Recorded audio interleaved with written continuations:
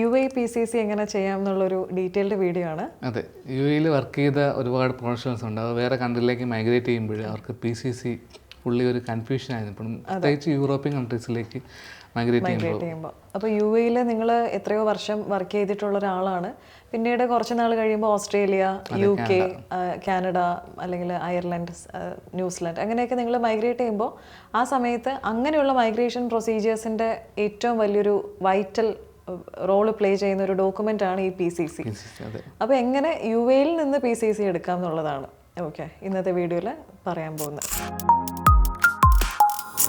നിങ്ങൾ UAE-ൽ ഒരു ക്രിമിനൽ ആക്ടിവിറ്റീസിലും പങ്കെടുത്തിട്ടില്ല, ഒരു പ്രശ്നമില്ല എന്നുള്ളൊരു പോലീസ് ക്ലിയറൻസ് സർട്ടിഫിക്കറ്റാണ് PCC എന്ന് ഉദ്ദേശിക്കുന്നത്. അപ്പോൾ അത് ഒരു മൈഗ്രേഷൻ പ്രോസസ്സിന് മാൻഡേറ്ററി ആയിട്ട് വേണ്ട ഒരു ഡോക്യുമെൻ്റാണ്. അപ്പോൾ അതിന് വേണ്ട ഡോക്യുമെൻറ്റ്സ് എന്തൊക്കെയാണ്, അതിൻ്റെ പ്രോസസ്സൊക്കെ എന്ന് പറയുന്നത്?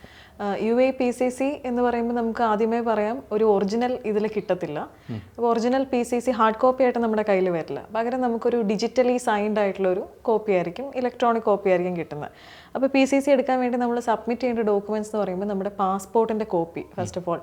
അപ്പോൾ UAE-ൽ വർക്ക് ചെയ്യുമ്പോൾ ചിലപ്പോൾ ഒരു പാസ്പോർട്ടായിരിക്കും, പിന്നീട് വർഷങ്ങൾക്ക് ശേഷമായിരിക്കും മറ്റൊരു കൺട്രി മൈഗ്രേഷൻ പ്ലാൻ ചെയ്യുന്നത്. അപ്പോൾ ഒരു ഡിഫറെൻറ്റ് പാസ്പോർട്ട് എടുത്തിട്ടുണ്ടാവും, പുതിയ പാസ്പോർട്ട്. അപ്പോൾ അങ്ങനെയുള്ള കേസിൽ old passport and new passport നമ്മൾ സബ്മിറ്റ് ചെയ്യണം.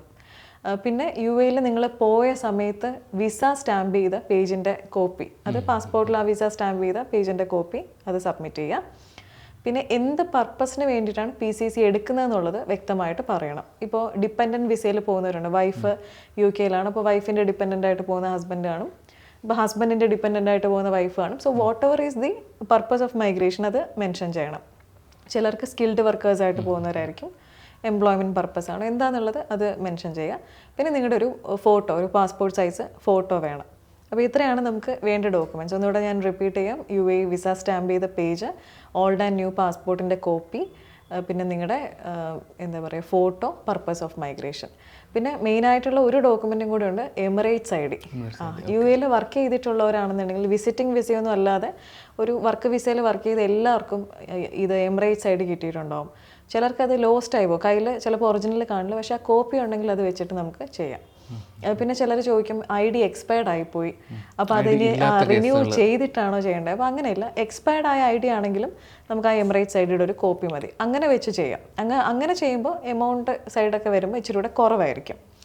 പക്ഷേ വേറൊരു കാറ്റഗറി ഉണ്ട്, ID ഇല്ലാത്ത കേസുണ്ട്. അപ്പോൾ അങ്ങനെയുള്ളവർക്ക് നമുക്ക് ആ വിസ സ്റ്റാമ്പ് ചെയ്ത പേജ് മതി, അതിലെ വിസ നമ്പർ വെച്ചിട്ട് ID എടുത്തുകൊണ്ടായിരിക്കും നമ്മൾ PCCയുടെ സർവീസ് ചെയ്യുന്നത്. അങ്ങനെ വരുമ്പോൾ സ്ലൈറ്റ് ഒരു ഡിഫറൻസ് ഓഫ് ഹൈപ്പ് ഉണ്ടായിരിക്കും എമൗണ്ട് സൈഡിൽ. പിന്നെ ഒരു ഡ്യൂറേഷൻ പറയാന്നുണ്ടെങ്കിൽ നമ്മൾ സബ്മിറ്റ് ചെയ്തൊരു 1 to 3 വർക്കിംഗ് ഡേയ്സിനുള്ളിൽ നമുക്ക് ഇതിൻ്റെ ഒരു സ്കാൻഡ് കോപ്പി കിട്ടും. പിന്നെ അവിടെ കേസൊക്കെ ഉള്ളവർ കാണും. അപ്പോൾ ഇതൊക്കെ നമ്മളിതിൽ ആഡ് ചെയ്യേണ്ട കുറച്ച് പോയിൻറ്റ്സാണ്. അപ്പോൾ ചിലപ്പോൾ ഒരു ചെറിയൊരു മൊബൈൽ ബില്ലിൻ്റെ ഒരു കാര്യമായിരിക്കും, കുഞ്ഞൊരു കാര്യമായിരിക്കും, അത് നിങ്ങൾ പോലും ചിന്തിക്കില്ല അതൊരു കേസാണോ അല്ലെങ്കിൽ അത് അങ്ങനെ ഒരു ബാരിയർ ആണോ എന്ന് ചിന്തിക്കാത്ത സാഹചര്യങ്ങളുണ്ടാവും. പക്ഷെ അതുപോലും PCC റിജക്ഷന് ഒരു കാരണമാവുന്നുണ്ട്. എക്സിറ്റ് ആകുമ്പോൾ ഇതുപോലുള്ള എല്ലാ ക്ലിയർ ചെയ്തിട്ട് വേണം വരാൻ. നമുക്ക് കുറേ കേസസ് അങ്ങനെ വന്നിട്ടുണ്ട്. ഒരു ഫോൺ ബില്ലായിരിക്കാം, എന്തെങ്കിലും അതുപോലെ തന്നെ ഈ ചെറിയ സ്മോൾ ഫിനാൻസസിൽ നിന്നൊക്കെ അവരെന്തെങ്കിലും പേയ്മെൻറ്റുകൾ എടുത്തിട്ടോ അങ്ങനെയൊക്കെ ഉള്ളതെല്ലാം ക്ലിയർ ആയിരിക്കണം എന്നുള്ളത്. അപ്പോൾ അത് നമ്മുടെ ID വെച്ച് തന്നെ ചെക്ക് ചെയ്യുമ്പോൾ എന്തെങ്കിലും കാര്യങ്ങളുണ്ടെങ്കിൽ അത് റിട്രീവ് ചെയ്ത് വരും. അത് may be it's A chance for rejection of PCC. അപ്പോൾ അതുകൊണ്ട് അതെല്ലാം ക്ലിയർ ആയിരിക്കാൻ ശ്രദ്ധിക്കണം. പിന്നെ അതുപോലെ PCC റിജക്റ്റ് ആയ റീഫണ്ട് കിട്ടുമോ എന്നൊക്കെ ചോദിക്കുന്ന കേസസ് ഉണ്ട്. ഒരിക്കലും നമ്മളൊരു പേയ്മെൻറ്റ് സബ്മിറ്റ് ചെയ്ത് PCC ആപ്ലിക്കേഷൻ കൊടുത്തിട്ടാണ് അതിൻ്റെ ഒരു റിസൾട്ട് നമുക്ക് കിട്ടുന്നത്.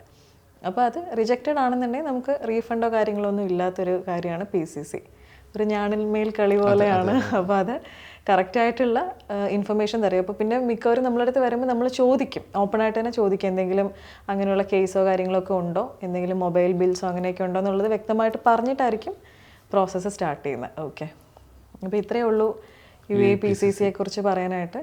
PCC എടുക്കാനുള്ളവരാണെന്നുണ്ടെങ്കിൽ എന്തായാലും ധൈര്യമായിട്ട് നിങ്ങൾക്ക് കോൺടാക്ട് ചെയ്യാം ട്രൂവേയുടെ നമ്പറിലേക്ക്. കസ്റ്റമർ കെയർ നമ്പർ ഇവിടെ മെൻഷൻ ചെയ്തിട്ടുണ്ട്. കൂടുതലായിട്ട് എന്തെങ്കിലും ഡീറ്റെയിൽസ് അറിയണമെന്നുണ്ടെങ്കിൽ നമ്മുടെ വാട്സാപ്പ് നമ്പറിൽ നിങ്ങൾക്ക് മെസ്സേജ് ചെയ്യാം, കസ്റ്റമർ കെയർ നമ്പറിൽ കോളും ചെയ്യാം. Okay, by.